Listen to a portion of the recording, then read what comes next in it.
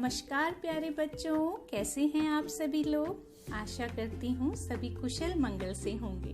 मैं आपकी सलोनी मैम आप सभी का स्वागत करती हूँ और आप सभी को ढेरों बधाइयाँ कक्षा 2 में आने के लिए। अरे वाह, अब तो आप सभी लोग कक्षा 2 के छात्र हो गए। कक्षा 1 में हमने आ से अ तक की सारी मात्राओं को सीखा और आज मैं आपके सामने लाई हूँ एक और नई मात्रा, अंक की मात्रा, जिसे अनुस्वार भी कहते हैं।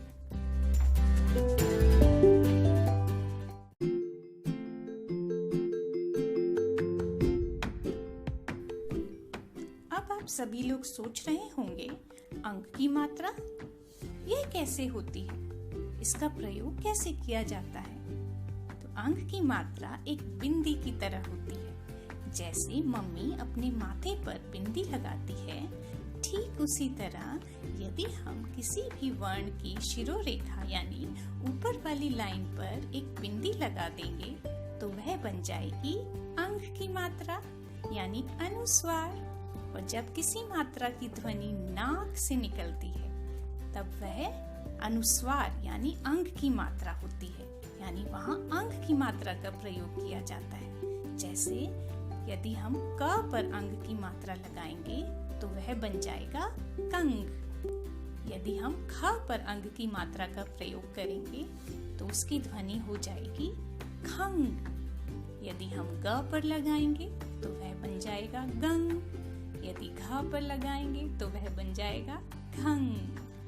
चलिए अब मैं आपको कुछ और शब्द बताती हूँ जिसमें अंक की मात्रा का प्रयोग हुआ है। जैसे बंदर, बंदर, पतंग, पतंग। यहाँ पर त के ऊपर अंक की मात्रा का प्रयोग हुआ है, तो ध्यान से सुनिए।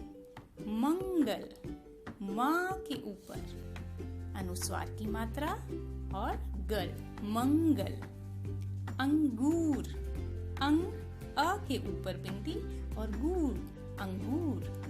कंघा, शंख, झंडा, सुंदर, अंक, अंगद। और ऐसे ही ढेर सारे शब्द हैं जिसमें अंक की मात्रा का प्रयोग किया जाता है।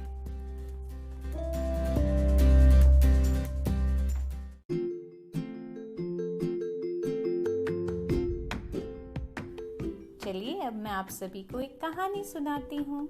अरे वाह, कहानी का नाम लिया नहीं और आप सबके चेहरे चमक उठे। मुझे पता है आप सभी को कहानियाँ सुनना बहुत पसंद है और क्यों ना हो, कहानियाँ होती इतनी मजेदार हैं। कभी तो ये हमें जंगल में ले जाती हैं, कभी चांद के पार, कभी परियों के लोक में और कभी राजा रानी के महल में। और हमारी आज की कहानी हमें ले जा रही है गांव में। गांव में एक बहुत सुंदर मंदिर था और वहाँ के महंत मंगल महंत जी एक भले आदमी थे। वह मंदिर की बहुत साफ सफाई रखते थे, घंटियाँ बजाते, शंख बजाते, चंदन घिसते और जब लोग वहाँ पर पूजा के लिए आते तो उनको प्रसाद देते। उस मंदिर के पास एक पीपल का पेड़ था और उस पीपल के पेड़ पर पता है कौन रहता था? नटखट चंचल बंदर। चंचल मतलब नटखट, शरारती। और यह बंदर बड़ा ही शरारती था। कभी कभी वह मंदिर में जाकर प्रसाद उठा लाता, कभी घंटी लेकर आ जाता और बजाने लगता, जोर जोर से शोर करता। कभी शंख बजाने लगता, कभी लोगों के हाथों से प्रसाद छीन लेता और पेड़ पर जितने भी घोंसले थे सबको गिरा देता, अंडों को तोड़ देता। यह देखकर महंत जी बड़े उदास हुए। उन्हें लगा इतनी शरारतें करना तो ठीक नहीं है, ऐसे तो लोगों को तंग नहीं करना चाहिए। शरारतें उतनी ही करनी चाहिए जिससे किसी का नुकसान ना हो। अब तो इस बंदर को सबक सिखाना ही होगा। तो उन्होंने पता है क्या किया?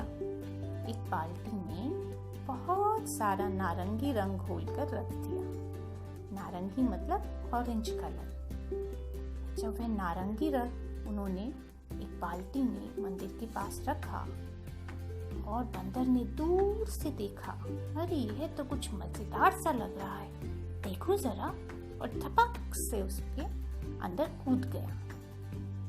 जब वह बाल्टी में कूदा तो सारा नारंगी हो गया। जब उसने अपने आप को देखा तो वह डर गया। इतने में ही जोर से मंदिर में घंटा बजा, टन टन टन टन टन। यह सुनकर तो वह और भी डर गया और जोर से भागने लगा। भागते भागते भागते पतंग की डोर उसके पैर में लग गई और वह जोर जोर से रोने लगा। रोने की आवाज सुनकर सारे लोग इकट्ठे हो गए और सबके हाथों में बड़े बड़े डंडे थे। लोगों ने उसे घेर लिया। वह तो अब और भी जोर जोर से रोने लगा। तब महंत जी ने सबको समझाया और वहां से जाने को कहा और उस बंदर को कहा कि देखा, कभी भी इतना सबको तंग नहीं करना चाहिए। दूसरों को तंग करोगे तो आपको भी एक दिन किसी मुसीबत का सामना करना पड़ सकता है और तब आपकी कोई भी मदद करने नहीं आएगा। महंत जी की बात सुनकर बंदर को अपनी गलती का एहसास हुआ। उन्होंने महंत जी से माफी मांगी। तभी जोर की बारिश होने लगी और बंदर का सारा रंग धुल गया। वह बहुत खुश हो गया और खुशी खुशी में उछलने कूदने लगा। तो देखा बच्चों, हमें कभी भी इतनी शरारतें नहीं करनी चाहिए कि यह किसी का नुकसान हो।